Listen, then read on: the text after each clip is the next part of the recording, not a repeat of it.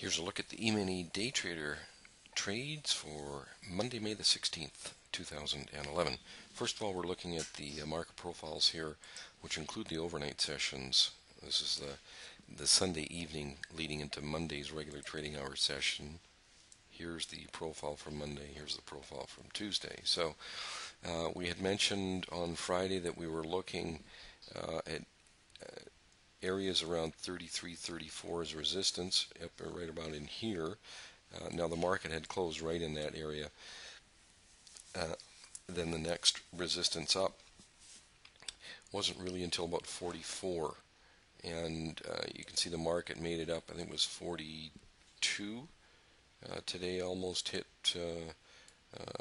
well, I hit 41 and change. So I didn't quite get up there, and as you can see, it didn't obviously did not get up there as far in the overnight session.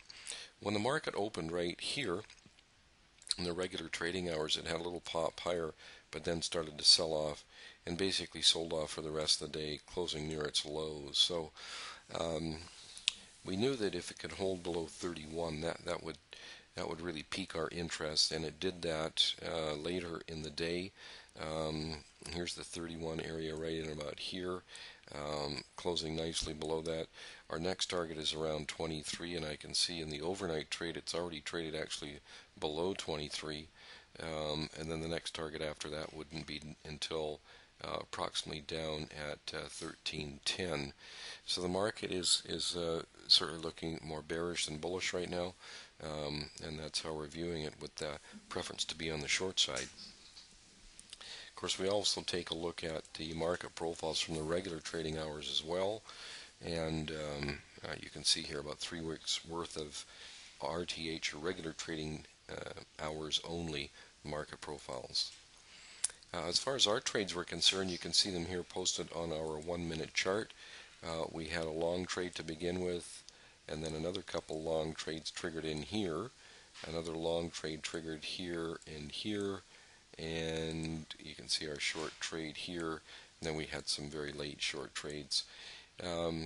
This trade here, this long trade here, did hit our first objective, but then came back down. We actually didn't get filled on that first objective, so we ended up by losing 3 ticks on that trade. The next trade here, it didn't pull back, but this third trade it did, and we got long here and were able to participate in this nice up move. As a matter of fact, that trade moved 6 1/4 points in our favor, so easily reaching our first 2 objectives, and worst case scenario was plus 3 points on the final 1/4 of our position on that trade. The next trade that triggered was right here, but the next trade that filled was right here, and this was a long trade as the market rallied higher. Now this would be a trade that some of our traders would take and some wouldn't, and the reason being is that this 31 area is an area that we were mentioning is pretty important as far as looking to get either long above or short below. Going ahead and taking this long trade right here was right at the 31 area. However, at that time we were in a neutral filter, so we actually, just to be on the conservative side, we said that was a no-go as far as our results are concerned. Although, as you can see, it had a very nice move, getting up there. I think it moved about 4 1/2 points in our favor. This short trade here, you can see it was identified here and then entered here. Then we lost like 3 ticks on this trade. As you can see, it just went sideways here, and after 10 minutes I think we lost like 3 ticks on it.